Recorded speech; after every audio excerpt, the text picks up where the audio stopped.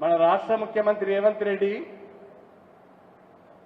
మాజీ ముఖ్యమంత్రి మన ప్రియతమ నాయకులు చంద్రశేఖరరావు గారి పైన వాడిన భాష ఆయన అసహనాన్ని గుర్తు చేస్తున్నది, ఆయన సంస్కారహీనతను గుర్తు చేస్తున్నది, ఆయన సభ్యతను గుర్తు చేస్తున్నది. ఒక వ్యక్తి ముఖ్యమంత్రి పదవిని చేపట్టిన తర్వాత తన భాషను మార్చుకోవాలి, తన యాసను మార్చుకోవాలి, తన మాటను మార్చుకోవాలి, తన ప్రవర్తనను మార్చుకోవాలి.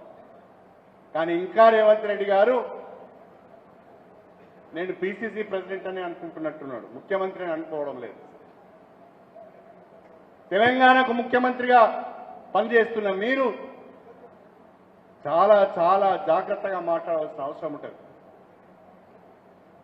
ప్రజలందరూ కూడా మనల్ని గమనిస్తూ ఉంటారు. ఆ రేవంత్ రెడ్డి గారు మాట్లాడే భాష మనం మాట్లాడాలంటే కూడా నాకే సిగ్గు అనిపిస్తుంది. ఇక ఇంకో ఆయన ఉన్నాడు, నిన్న మొన్నటి వరకు మీ దగ్గర ఎంపీగా పనిచేసిన ఆయన.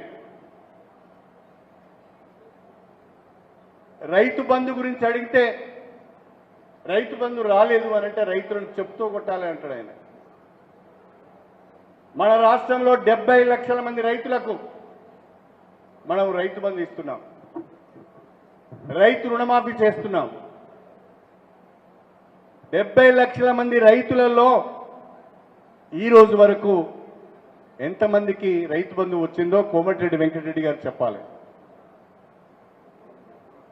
నాకు తెలిసి రైతు బంధు రాని వాళ్ళు రాష్ట్రంలో ఇంకా అనేక లక్షల మంది ఉన్నారు.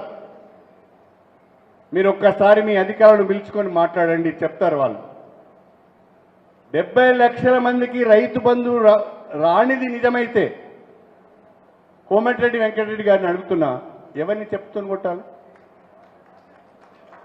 ఎవరిని చెప్తూని కొట్టాలని నేను అడుగుతున్నా.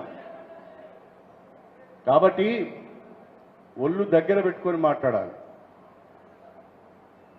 అధికారంలో ఉన్నవాళ్ళు, పదవులలో ఉన్నవాళ్ళు చాలా జాగ్రత్తగా మాటలు మాట్లాడాలి.